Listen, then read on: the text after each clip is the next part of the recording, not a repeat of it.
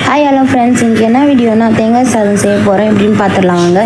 அதுக்கு ஒரு மிக்ஸி ஜாரில் ஒரு முழு தேங்காய் எடுத்து அரைச்சி அதுலேருந்து பால் எடுத்து தனியாக வச்சிடலாம். இப்போ அரிசி நான் 3 கப்பு எடுத்து ஊற வச்சுருக்கேன். அதை தண்ணி இல்லாமல் வடிகட்டி தனியாக வச்சிடலாம்.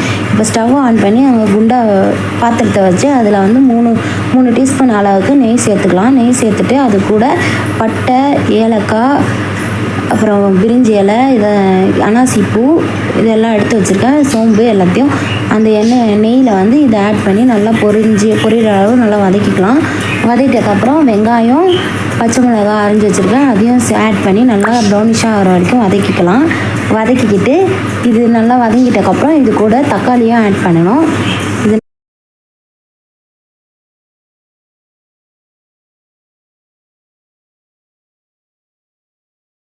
நல்லா வதங்கிடுச்சு. இது கூட தக்காளி எடுத்து ஆட் பண்ணிக்கலாம். தக்காளி ஆட் பண்ணிவிட்டு தக்காளி கொஞ்சம் வதங்கும் போது இது கூட 2 டேபிள் ஸ்பூன் இஞ்சி பூண்டு பேஸ்ட் அரைச்சி வச்சுருக்கேன், அதையும் ஆட் பண்ணிவிட்டு நல்லா வதக்கிக்கலாம். அது இஞ்சி பூண்டு பேஸ்ட்டு, தக்காளி, வெங்காயம் இதெல்லாம் பச்சை வாசனை போகிற அளவுக்கு 3மே ஒன்றோட ஒன்று நல்லா மேரினேட் ஆகிற அளவுக்கு நல்லா வதக்கிக்கோங்க. வதக்கி எடுத்துட்டதுக்கப்புறம் ஒரு கைப்பிடி மல்லி, ஒரு கைப்பிடி புதினா அரைஞ்சி வச்சுருக்கேன். இது 2த்தையும் அலசி இதில் ஆட் பண்ணிக்கலாம். ஆட் பண்ணிவிட்டு நல்லா வதங்கிக்கணும். நான் இந்த டம்ளரில் தான் 3 டம்ளர் அளவுக்கு அரிசி சேர்த்தேன்.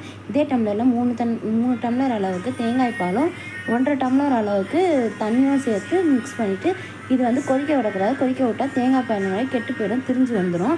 உடனே லைட்டாக சூடாகும் போது அரிசி ஊற வச்சுருக்கோம், அதை எடுத்து நம்ம ஆட் பண்ணிக்கணும். ஆட் பண்ணிவிட்டு நல்லா இது ரெண்டும் மிக்ஸ் ஆகிற அளவுக்கு நல்லா மிக்ஸ் பண்ணி விட்டுட்டு இதை இதுக்கு தேவையான அளவு உப்பு ஆட் பண்ணிக்கோங்க. உப்பு ஆட் பண்ணிவிட்டு இதுவும் நல்லா மிக்ஸ் பண்ணி விட்டுட்டு இது கூட இது மேலே தட்டு போட்டு மூடி ஒரு வெயிட் எடுத்து வச்சுருங்க. வெயிட் எடுத்து வச்சுட்டு ஸ்டவ்வை ஸ்லோ ஃப்ளேமில் ஒரு 10 மினிட்ஸ் நல்லா குக் ஆகிற அளவுக்கு விடுங்க. நல்லா குக் ஆகிட்டக்கப்புறம் நான் தேங்காயோட கொட்டாங்குச்சியை எடுத்து ஹீட் பண்ணி அதை எடுத்து மேலே போட்டு தம்மில் வச்சுருக்கேன். உங்களால் அது பண்ண முடியலன்னா நீங்கள் ஸ்டவ்வை ஸ்லோ ஃப்ளேமில் வச்சு எக்ஸ்ட்ரா ஒரு 10 மினிட்ஸ் வச்சுட்டு ஓப்பன் பண்ணி பார்த்தீங்கன்னா ஸ்டவ் ஆஃப் பண்ணி சூப்பரான தேங்காய் சாதம் ரெடி ஆயிடும். இதை எடுத்து தட்டில் சர்வ் பண்ணி எல்லாேருக்கும் கொடுத்தீங்கன்னா நல்லாயிருக்கும், சூப்பராக இருக்கும். நீங்கள் வீட்டில் செஞ்சு பார்த்துட்டு எப்படி இருக்குன்னு கமெண்ட் பண்ணுங்கள். Okay, thanks friends. நல்லா கிளறி தட்டில் சர்வ் பண்ணி சாப்பிட்டு பார்க்கலாம். நான் சாப்பிட்டு பார்க்குறேன்.